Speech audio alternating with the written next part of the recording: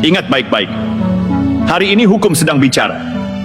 Dan bagi siapapun yang dulu merasa paling vokal menyuarakan fitnah, sekarang saatnya membuktikan ucapanmu di depan penyidik. Jangan bersembunyi di balik konten, jangan lari dari panggilan hukum. Karena semakin kamu lari, semakin jelas siapa sebenarnya yang takut pada kebenaran.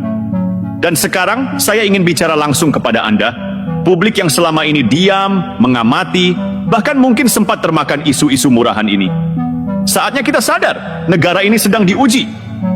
Bukan hanya uji kesabaran terhadap narasi penuh kebencian, tapi juga uji keteguhan terhadap prinsip hukum dan martabat kepemimpinan. Apa kita akan terus membiarkan para penyebar fitnah merasa paling benar hanya karena mereka paling bising?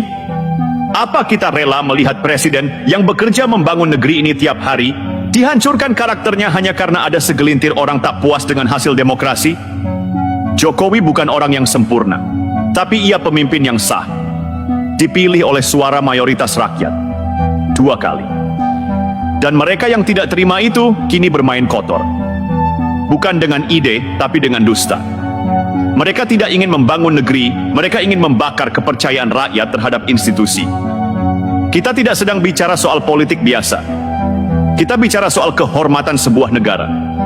Ketika kepala negara dipermalukan dengan fitnah dan kita hanya diam, maka kita sedang membiarkan negeri ini kehilangan harga diri.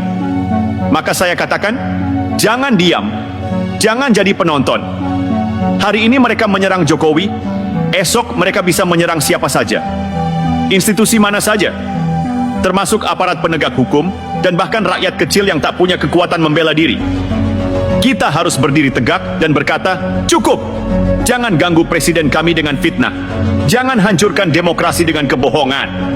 Dan kepada aparat hukum, kepada Polda Metro Jaya, kami sampaikan, lanjutkan. Jangan mundur selangkah pun. Ini bukan sekadar pembelaan terhadap seorang presiden. Ini pembelaan terhadap logika, akal sehat, dan kehormatan hukum kita.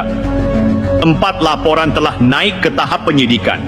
Itu artinya negara ini masih punya taring, masih punya marwah, masih bisa membedakan mana kritik, mana kejahatan informasi. Biarkan proses berjalan. Biarkan mereka yang merasa paling benar menghadapi panggilan hukum. Karena selama ini mereka bersembunyi di balik layar, berkoar di balik akun, bersuara lantang tapi tak mampu bertanggung jawab. Dan kepada rakyat Indonesia, jangan biarkan para pembohong mencuri ruang berpikir kita. Jangan biarkan ruang publik dirusak oleh suara-suara yang hanya ingin membakar, bukan membangun. Bersuaralah, sebarkan fakta, lawan fitnah, dukung hukum. Karena hari ini kita bukan hanya sedang membela presiden, kita sedang membela negeri ini dari kehancuran moral informasi. Fitnah bukan hak, hoax bukan kritik.